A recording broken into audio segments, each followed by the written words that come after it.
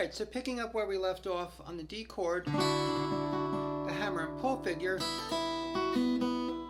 and then into the E minor, which is just open strings, 6th string first, then harmonics, lay the 4th finger on top of the 12th fret, strings 2 and 3, hit 2 again, and then hit 1. Okay, and then 2 open notes there. Now it's back to the 1, 2, 3, 4, 5, 6, 1, 2, 3, 4, 5, 6, 1. So for 3 measures we do that. Now begins a series of measures where you're going to need bar chords. You're going to need this bar chord, which is a 5th string root minor chord, which is an A minor moved up. And you're going to need the 5th string root major chord moved around like this. You're going to need the 6th string root major done instead of as usual like this, but we're going to do it like this because then we got to change into a 5th string root dominant 7th. Now, if you're not comfortable with bar chords or with changing bar chords, I highly recommend you get my bar chord mastery course because it is a series of exercises you will not find anywhere else, which will train your fingers for doing all bar chords easily and changing them. So that's up to you if you are having any trouble in doing these changes the way they need to be done. Now, taking it from the first of the bar chords, where we have this figure. And the count here is, since we're in 6/8, it's 1, 2, and 3, and 4. So 1 and 3 and 4. It's 5, 6, 1, and 2 is silent, in other words. So we have 1 and 3 and 4, 5, 6. Now on the right hand, it's thumb, thumb, and then I would use the thumb again. And then the index here for the 3rd string note, and the fingers M and A, or middle and ring, for that figure. Now, from this chord, you have to change into this one here. So what you do is keep your pressure with your thumb behind and your 1st finger. Relax the other fingers. Begin to shape the 3rd finger. Extend it out and put it like this before you even begin to move, so that that part of the finger goes down, and then make your move down.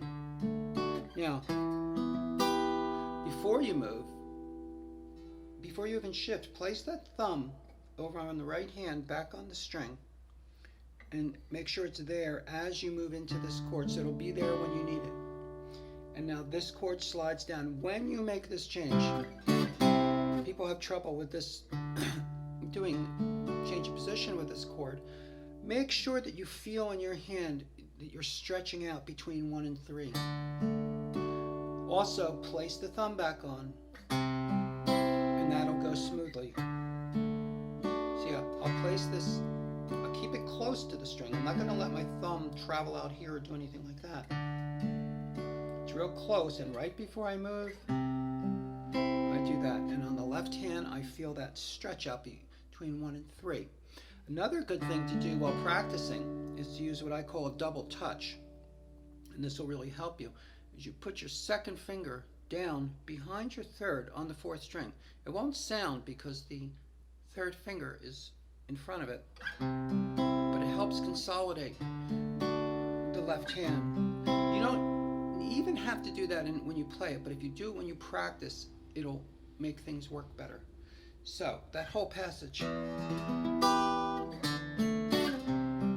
repeats.